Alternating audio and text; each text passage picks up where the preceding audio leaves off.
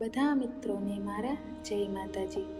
આપણી આ ચેનલ સત્સંગ સરિતા ગુજરાતીમાં આપ સૌનું હાર્દિક સ્વાગત છે. તો આજે આપણે જોઈશું ગાયત્રી મંત્ર. ગાયત્રી મંત્ર શું છે, એનો અર્થ શું છે, એ બધું આપણે વિસ્તારપૂર્વક આ વિડીયોમાં સમજશું. તો ચાલો વિડીયો શરૂ કરીએ. ઓમ ભૂર્ભુવસ્વઃ તત્સવિતુર્વરેણ્યં ભર્ગો દેવસ્ય ધીમહિ ધિયો યો નઃ પ્રચોદયાત. ગાયત્રી મંત્રનો અર્થ: તે પ્રાણ સ્વરૂપ, દુઃખનાશક, સુખ સ્વરૂપ, શ્રેષ્ઠ, તેજસ્વી, પાપનાશક, દેવ સ્વરૂપ પરમાત્માને અમે અંતરાત્મામાં ધારણ કરીએ છીએ. તે પરમાત્મા અમારી બુદ્ધિને સન્માર્ગે પ્રેરિત કરે. તો આ મંત્રનો મહિમા શું છે એ આપણે સમજીએ. વેદ માતા. ગાયત્રી મંત્રને 4 વેદનો સાર ગણવામાં આવે છે. કે આ 4 વેદો છે આપણા, જે ઋગ્વેદ, અથર્વવેદ, યજુર્વેદ અને સામવેદ. આ 4 વેદોનો સાર છે એ આપણા ગાયત્રી મંત્રને માનવામાં આવે છે. ગાયત્રી મંત્ર છે એ બુદ્ધિની શુદ્ધિ કરે છે.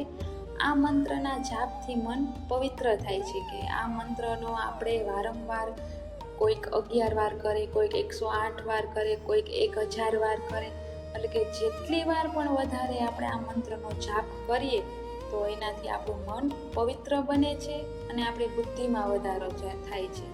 કોઈ વિદ્યાર્થી આ મંત્રનો વારંવાર સવારમાં વહેલા ઉઠીને જાપ કરે તો એની બુદ્ધિમાં, એટલે એને કે યાદશક્તિમાં વધારો થાય છે. કોઈ પણ માણસ કરી શકે. તો આ મંત્રનો સંપૂર્ણ અર્થ શું થાય છે કે અમે તે પ્રાણ સ્વરૂપ, દુઃખનાશક, સુખ સ્વરૂપ, તેજસ્વી અને પાપનાશક પરમાત્માનું ધ્યાન કરીએ છીએ, જે અમારી બુદ્ધિને સન્માર્ગે પ્રેરિત કરે, એટલે કે સાચા રસ્તા તરફ વાળે. તો આ મંત્રનો ઇતિહાસ શું છે, એનું મહત્વ શું છે, એ હવે આગળ જોઈએ. આ મંત્ર 4 વેદોનો સાર છે અને તેની ઉત્પત્તિ વેદોથી થઈ હોવાથી તેને વેદ માતા કહેવામાં આવે છે. ઋગ્વેદમાં આ મંત્રનો સૌ પ્રથમ ઉલ્લેખ થયો છે. હવે આપણે જોશું કે ગાયત્રી મંત્રનો જાપ કેવી રીતે કરવો, અથવા એના નિયમો કયા કયા છે. તો કે સૂર્યોદયના 2 કલાક પહેલાં અને સૂર્યાસ્તના 1 કલાક બાદ સુધી આ જાપ કરી શકાય છે.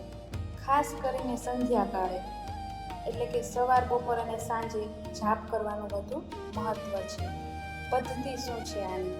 કે સ્નાન કરીને, શુદ્ધ વસ્ત્રો પહેરીને, પદ્માસન કે સિદ્ધાસનમાં બેસીને આ જાપ કરવો શ્રેષ્ઠ ગણાય છે. એનાથી આપણને એનું ફળ વધારે મળે છે. માળા. જાપ માટે તુલસી અથવા ચંદનની 108 મણકાવાળી માળાનો ઉપયોગ કરવો વધુ હિતાવહ છે. અને આપણે એ સાવધાની રાખવાની કે રાત્રિના સમયે આ મંત્રનો જાપ કરવો નહીં. બને એટલું રાત્રિના સમયે મંત્રને આપણે જાપ કરવો ઓછો કરો, ના કરીએ તો વધારે સારું એમ. અને આનાથી લાભ શું થાય છે? તો કે બુદ્ધિનો વિકાસ થાય છે. વિદ્યાર્થીઓ માટે આ મંત્ર વરદાન સમાન છે, કારણ કે તે યાદશક્તિ અને એકાગ્રતામાં વધારો કરે છે. માનસિક શાંતિ આપે છે. તણાવ, ચિંતા, ગુસ્સાને ઓછો કરવામાં આપણે મદદ કરે છે. અને સકારાત્મક ઉર્જા. નિયમિત જાપથી આસપાસની બધી નકારાત્મક શક્તિઓ દૂર થઈ જાય છે અને આપણું આભામનું, જે આપણે ઓરા કહીને, એ આપણું મજબૂત બને છે. મિત્રો, આશા છે કે આ પવિત્ર મંત્રના જાપથી આપણા મનને શાંતિ મળી હશે. દરરોજ સવારે આવા મંત્રો સાંભળવા માટે આપણે ચેનલ સાથે જોડાયેલા રહેજો. આ વિડીયો ગમ્યો હોય તો લાઈક, શેર અને આવી જ ભક્તિની માહિતી માટે આપણે ચેનલને સબસ્ક્રાઈબ કરવાનું ભૂલશો નહીં. કોમેન્ટ બોક્સમાં ઓમ ભૂર્ભુવઃ લખવાનું ભૂલતા નહીં. તો મળીએ આવતા વિડીયોમાં.